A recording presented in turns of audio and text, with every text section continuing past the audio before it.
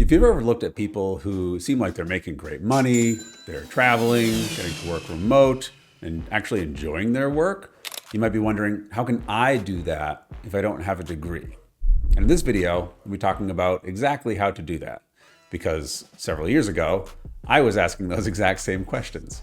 I had found myself recently out of a job, certainly didn't have a computer science degree, didn't really have a plan B or even a sense of where I was going to be going with my career path at all.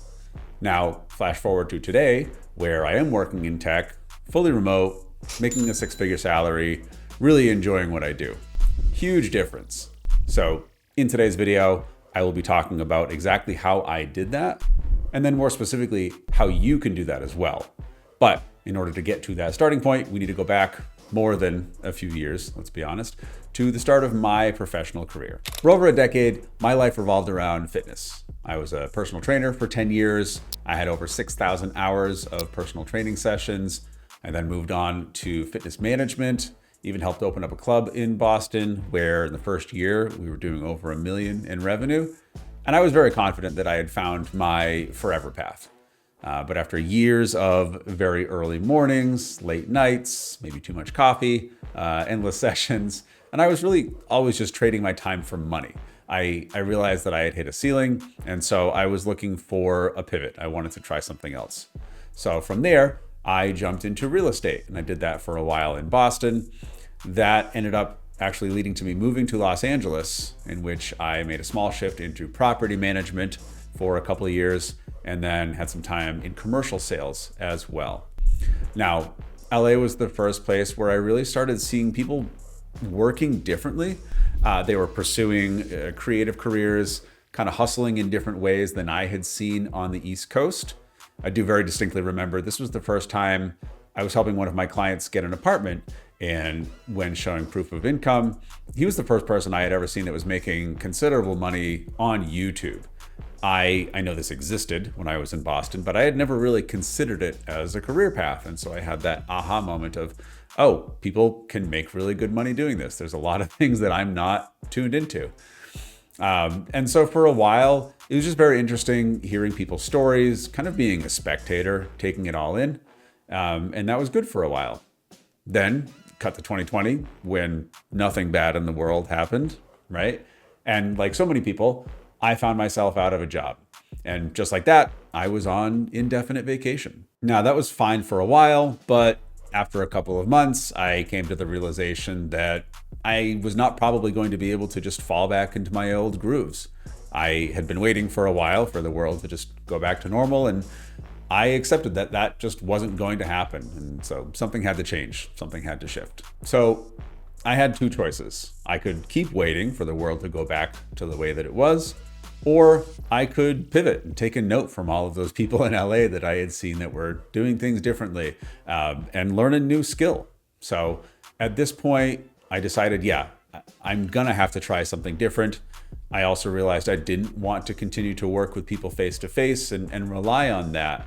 Not that I disliked working with people. On the contrary, I really enjoy working with clients face to face and helping them make changes in their lives. But the whole shift in 2020 had made me realize, like, I don't want to be dependent on that time.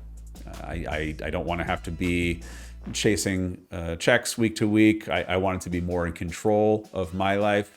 I wanted something that was more future proof. And so I was going to have to build a skill that brought me in that direction. Now, to get a sense of direction, I actually went to a facility that was in LA. They're all over the country. This is called the Johnson O'Connor Research Foundation. It's a really cool, it's a full day aptitude test in which they run you through a battery of exams, seemingly unrelated tests when it comes to figuring out what you're going to be doing for your career.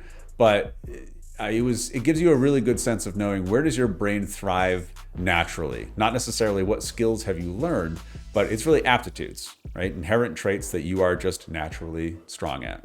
Now, these results pointed me in a few different directions, and I can actually pull that up.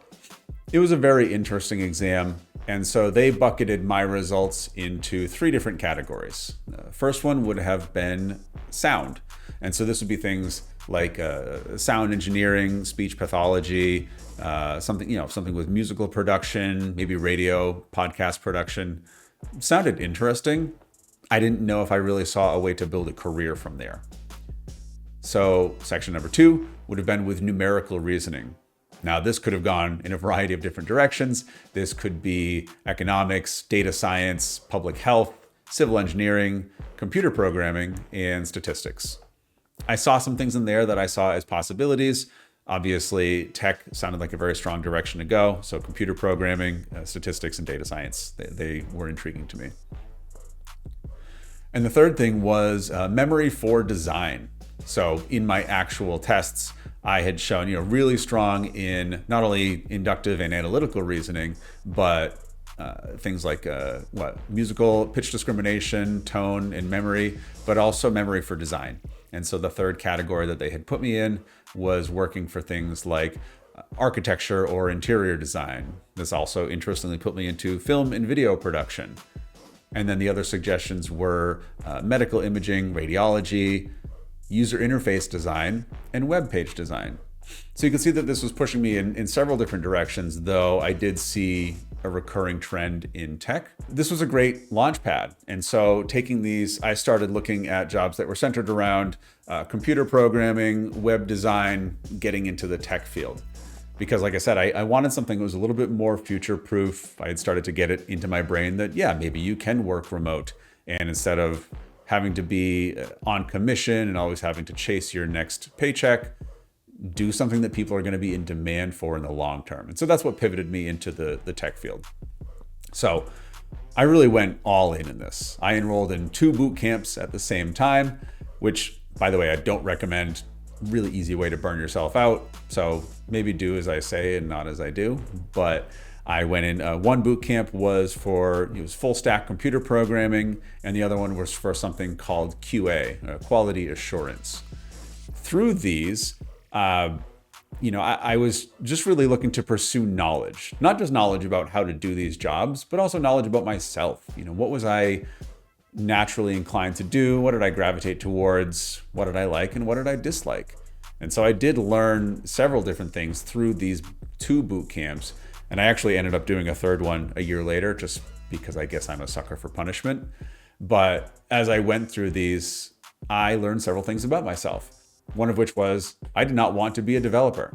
While I was learning how to code, it was fun and there was a puzzle solving, problem solving thing about it that tickled my brain. But I also found out pretty rapidly, I don't want to code. And the other thing that I found out was that I was really good at QA. So this was manual quality assurance that I was doing. It had nothing to do with coding. It was very much to do with understanding how products work, advocating for good user experiences, going in and trying to break new features, new functionalities that developers had built, thinking critically, and working within a team. And I just found that I was really good at it. I was really thriving in that environment. I didn't know that this career path even existed the year prior to. So it was just green field, blue sky.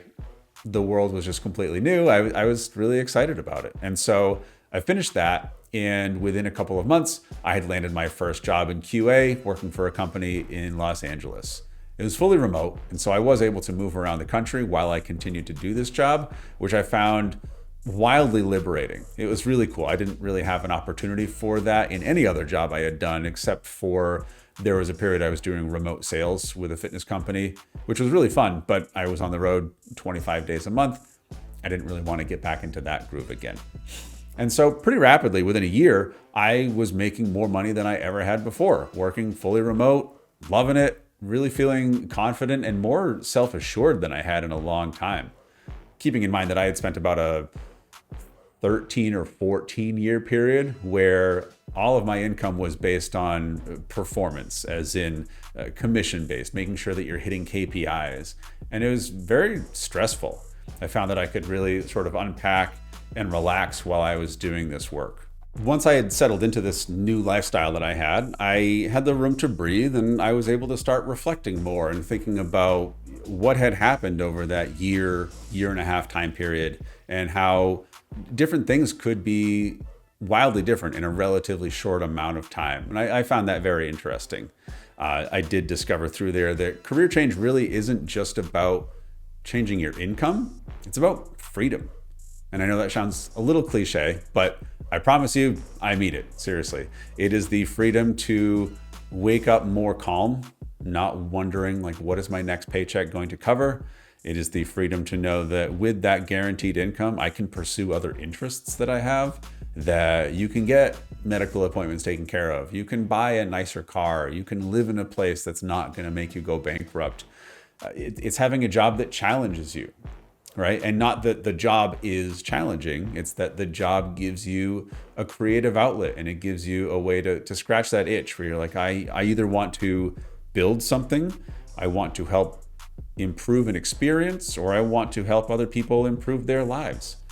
For those reasons and others, I just found a lot of clarity in my day-to-day life. And I was thinking, wow, this is really different. I really was able to get out of survival mode and have the freedom to pursue things that I wanted to. And so for the last 3 years, I have found myself paying it forward. I've been teaching other people who are in the same position that I was in, looking to change their careers, not really knowing where to start, and being able to kick off that journey with them. So I've been able to help hundreds of people doing that same thing that I was doing. People that specifically think that they are too old, they don't have the technical knowledge to get started. They want to pivot into tech, but they think, oh, I'm going to have to spend years learning how to code, or maybe I'm just too late to the game, right? There's just new people that have skills that I don't. And frankly, they were entirely qualified to do that. All these doubts and negativities they had, I was able to say like, no, that's not a hindrance for you. That's not a roadblock that's real. You're just kind of putting that there for yourself. They needed someone to hand them a map and say, I've been where you are. These are the paths that you can take to get through the woods, so to speak. I've been on them and here's what to do. And that's been extremely fulfilling. It's really nice to be able to work with, man, it's been hundreds of students that have been through there. Now, if you're watching this, maybe something about my story would resonate with you. And you're thinking that maybe you're not doing work that you would consider rewarding or challenging or fulfilling, and you're looking for a change. And you know that you're capable of more, but you don't really know where exactly to start. And honestly, that is the hardest part, is starting. I think more people get in their own way and stop themselves from succeeding because they just can't take those first steps.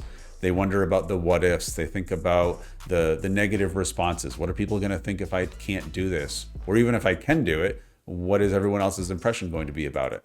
And we need to make sure that we can dispel that from their heads. To be honest, when you feel like you're standing at the bottom of the mountain, looking up at people that you think have so-called made it, you might be thinking that, oh, they have access to things that I don't. They have skills that I can't attain. They're just built different, something like that. And for a while, that was me. I was that guy. I had those thoughts. I'll fully admit it. I thought, oh, I've missed the boat. I remember thinking I've started too late. Certainly, I can't pick up all of these technical skills that other people have. They're just on a different level than me. But honestly, they're not. It took too long for me to realize that they're not different. The difference was that they had just taken that first step and then they just kept on freaking walking. They didn't stop. Now, these days, I love talking with people that are looking for change and they want to take that first step and they need that extra guidance. The moment they stop thinking about the roadblocks that are in their way and they start thinking about those first steps, building those new skills, that's where they have their own aha moment. Things click and everything changes. Now, I'm still teaching people part-time at the boot camp that got me into the career that I'm in now, at the company I'm at now. I do that on the side in addition to my full-time job. And I've also started to work with people outside of that company as well. People who have seen my story, they want some sort of a similar experience or success. They're maybe not satisfied with the job that they're doing, or they just realize, hey, it's time for me to try something different. I've put together a whole roadmap for them. I can link that below this video. But I always tell people the biggest mistake that they can make is waiting for either the perfect time or the perfect opportunity to get started, because that shit doesn't exist. If you're always waiting for life to happen to you, you're never going to be able to make that progress. You need to make it happen for you. You need to go out and put yourself into unfamiliar territory, learn a new skill, try something different, talk to people that you wouldn't normally interact with, and just expand your view, expand your horizon. That's the thing that's going to make all the difference in the world. You can't wait for this utopian setup where all the stars align and things are just ready for you to go. That's just not a reality. That does not exist. So if you're still watching and listening and any of this makes you want to take those first steps, by all means, please reach out to me. Happy to connect. I'd love to talk to people in this situation. I'm also planning on posting more content to this channel about career changing, best skills to develop, and generally just yapping about life experiences that I have learned from. So be sure to check out for those. Thank you so much for watching. I hope you got some value out of this, and I'll see you in the next one.